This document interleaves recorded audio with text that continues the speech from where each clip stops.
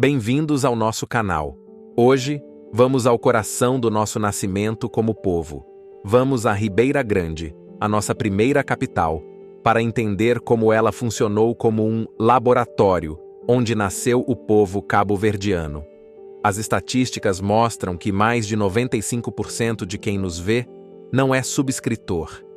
Se a nossa história lhe diz algo, ajude-nos a chegar aos 2.000 inscritos antes do final do ano.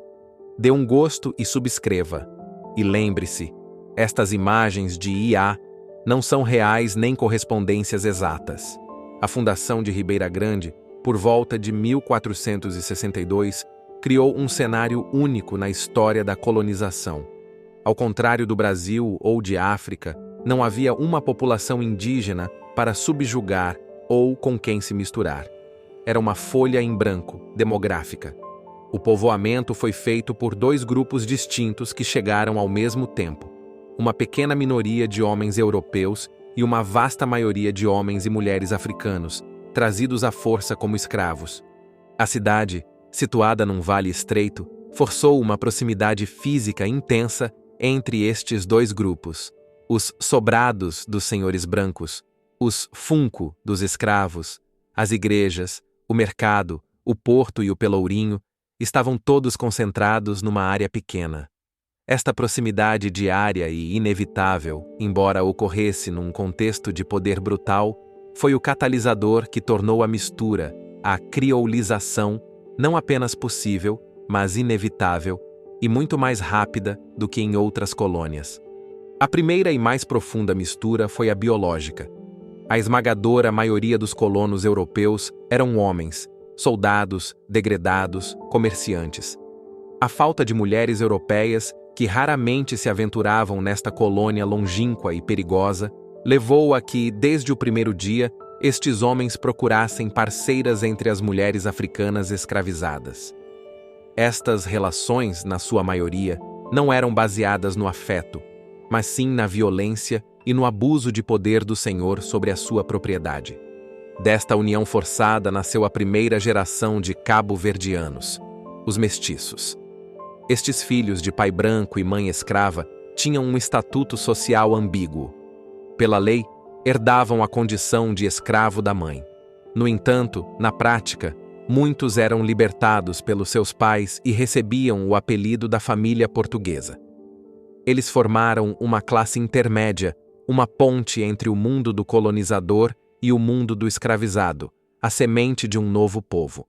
Paralelamente à mistura de sangue, ocorria a mistura de conhecimento.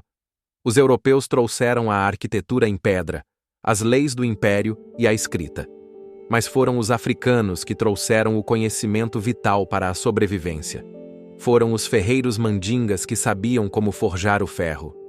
Foram os agricultores balantas que sabiam como cultivar o milho e o arroz em climas tropicais.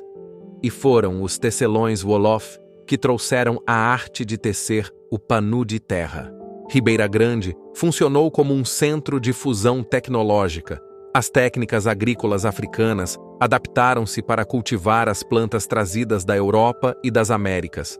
A arquitetura europeia foi modificada para se adaptar ao calor, usando materiais locais.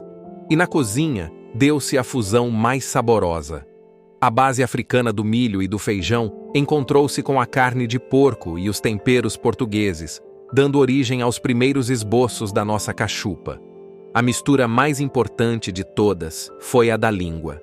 O ambiente de Ribeira Grande era uma torre de Babel. Falava-se o português dos administradores, mas também dezenas de línguas africanas diferentes: Wolof, Fula, Mandinga, Balanta. Os escravos de diferentes etnias não se conseguiam entender entre si. A necessidade urgente de comunicação, tanto entre os próprios escravos como entre eles e os senhores, deu origem a uma nova língua. Foi neste laboratório urbano que nasceu o crioulo. Começou como um pidgin de emergência, usando as palavras do português, a língua do poder, mas aplicadas sobre uma gramática e uma estrutura de pensamento profundamente africanas. As crianças que nasceram neste ambiente adotaram este pidgin como língua materna e deram-lhe uma gramática complexa e estável. a nossa língua, nasceu aqui, nas ruas de Ribeira Grande, como uma ferramenta de sobrevivência. A religião foi outro campo de batalha e difusão. A Igreja Católica impunha o batismo e a doutrina oficial. Os santos, as missas e as procissões eram obrigatórios. No entanto, na privacidade das senzalas e no interior da ilha, as crenças africanas continuaram vivas. Os escravos não abandonaram os seus deuses e os seus rituais. Eles camuflaram-nos. Começaram a associar os seus espíritos e divindades aos santos católicos que lhes eram impostos. Este processo, chamado sincretismo, é a base da nossa religiosidade popular.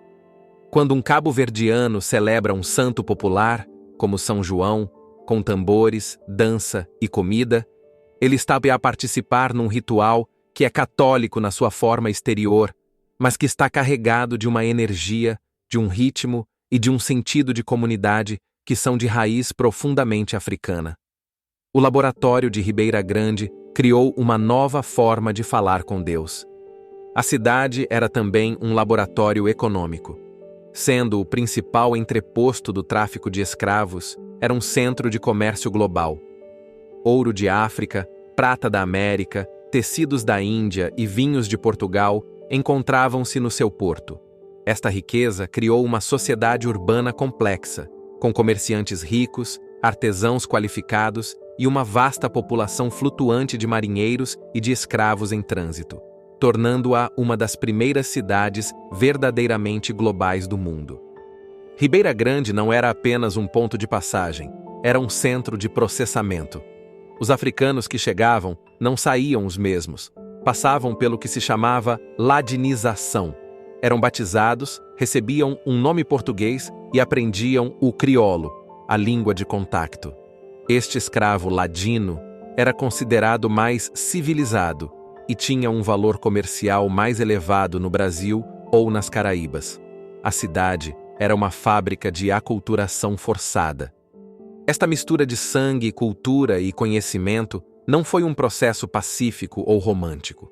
Foi um processo nascido da violência, da opressão e da desumanização do sistema esclavagista. A criolização foi, na sua essência, um mecanismo de sobrevivência. Foi a forma que os nossos antepassados encontraram para construir um novo mundo, uma nova identidade, a partir dos fragmentos partidos das suas vidas antigas em África e das regras impostas pela Europa. Em resumo, Ribeira Grande foi o nosso Big Bang, o ponto zero onde os elementos que nos compõem, o ADN europeu e africano, as línguas, as religiões, as técnicas e os sabores, colidiram e se fundiram, criando uma nova realidade, o povo cabo-verdiano. Tudo o que somos hoje, a nossa língua, a nossa música, a nossa comida e a nossa forma de ser, nasceu neste pequeno vale, o laboratório da nossa história. Obrigado por nos ter acompanhado nesta viagem ao laboratório da nossa identidade. A história de Ribeira Grande é a história do nosso nascimento. Se gostou deste vídeo, mostre o seu apoio com um gosto e partilhe-o. E se ainda não o fez, ajude-nos a alcançar a nossa meta de 2.000 inscritos. Subscreva o canal. O seu apoio é a nossa maior força. Até a próxima.